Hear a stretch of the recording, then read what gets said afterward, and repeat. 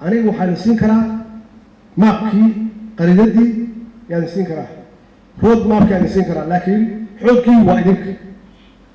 xoogii rabay bacdama idinka ay fursad u helin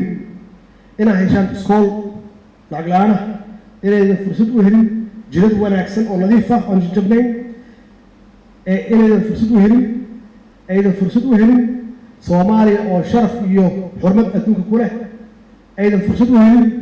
adduunka oo dhan intay yimaadaan tourism dalxiis u yimaadaan oo ay daawadaan Soomaaliya ma garateen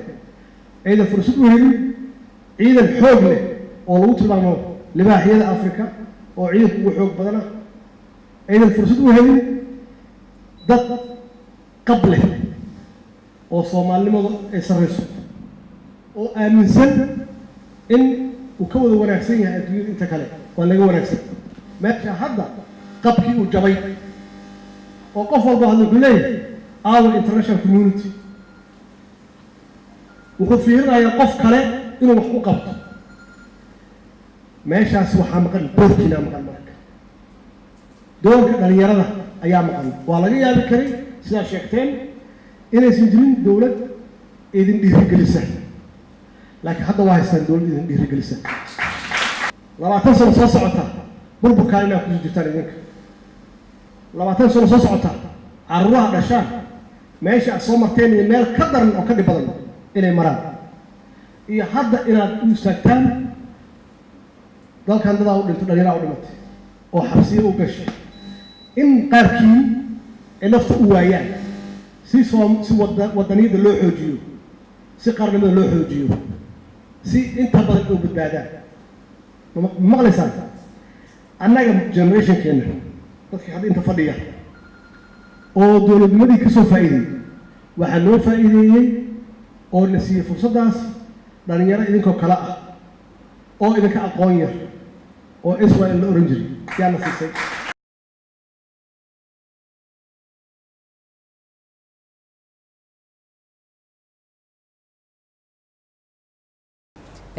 maanta waxaan qabanay kulan weyne ay soo qaban qaabiyeen midowga ardayda qaranka Soomaaliyeed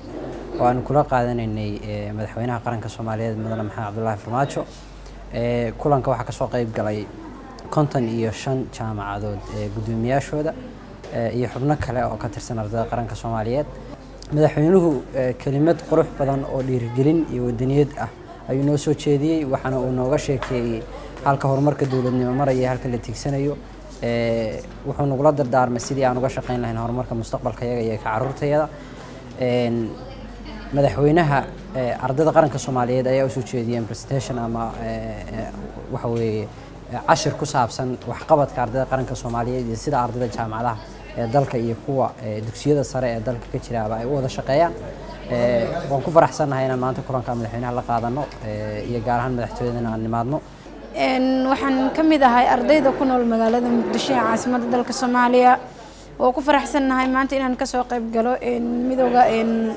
ardayda Soomaaliyeed maanta shirkoodii qiimaha badnaa waxaan u mahadcelinayaa dowladda federaalka Soomaaliya gaar ahaan madaxweynaha jamhuuriyadda federaalka Soomaaliya mudane Maxamed Cabdullaahi Maxamed Farmaajo oo maanta nagala qayb qaatay barnaamijkan aadka quruxda badan oo aadka u qiimaha badan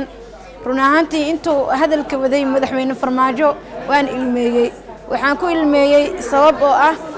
waxaan dareemay inaan ahay ardayad Soomaaliyeed ee ku nool magaalada Muqdisho waxaan dareemay inaan haysto qof dhiirigeliya